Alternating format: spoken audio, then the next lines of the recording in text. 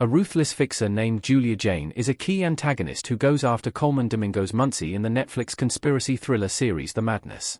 Created by playwright Stephen Belber of the Lammy Project and Tape Acclaim, The Madness follows Muncie Daniels' rapidly unraveling life after discovering a dead body in a remote cabin neighboring his wooded rental home.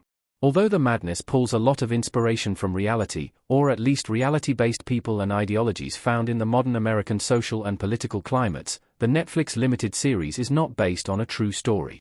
Coleman Domingo leads the cast of The Madness alongside John Ortiz, Dion Cole, Marsha Stephanie Blake, and Tamsin Topolsky. Throughout The Madness, Muncie is a CNN contributor who believes he's being set up for murder. He must rely on support from his family and a few helpful sources to clear his name.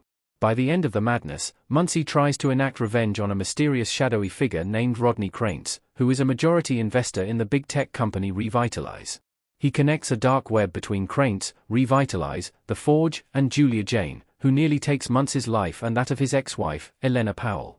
Jayne is a fixer and assassin working for Rodney Krantz. Jayne is an extension of Rodney Krantz's will. Rodney Krantz in The Madness.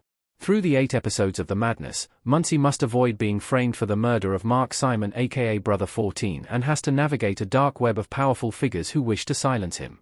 Muncie seeks the help of his family to take shelter from the relentless fixer and cold-blooded assassin, Jayne. After Muncie successfully gets Jayne off of his back, he is left to deal with Rodney Krantz, a majority investor in the company Revitalize. Muncie also tries to patch up his family issues with his son Demetrius and ex-wife Elena, who was nearly killed by Julia trying to protect Muncie. Jayne was a fixer working for Rodney Krantz, who is revealed to be a silent minority investor in the company Revitalize. Julia hired Don and Ann to kill Mark on behalf of Rodney Krantz. Because Muncie was at the wrong place at the wrong time, they framed him for it out of convenience. This is explained to Muncie during his final confrontation with Krantz, who calls himself a cog in the machine and easily expandable at Revitalize. Muncie initially believed that he was targeted to be framed because of his role as an activist and CNN contributor and for being the son of an infamous activist. Jayne is a silent investor in Krantz's company Revitalize. Jayne also has a vested interest in the biotech company. Jayne and Stu Magnusson in The Madness. Jayne is one of the biggest villains in The Madness and an extension of Rodney Krantz's will. Jayne was not only a cold-blooded assassin who bent to the will of Rodney Krantz, but she also was a financial investor in Revitalize.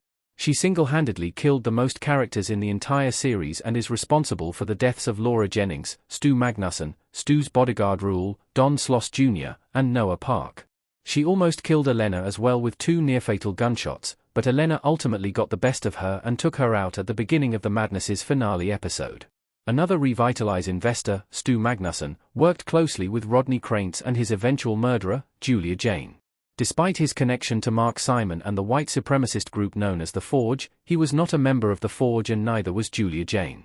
Stu and Krantz were both majority owners of Revitalize who paid Mark Simon to influence elections and public opinion, meaning that Mark Simon was basically a shill spreading propaganda online for profit.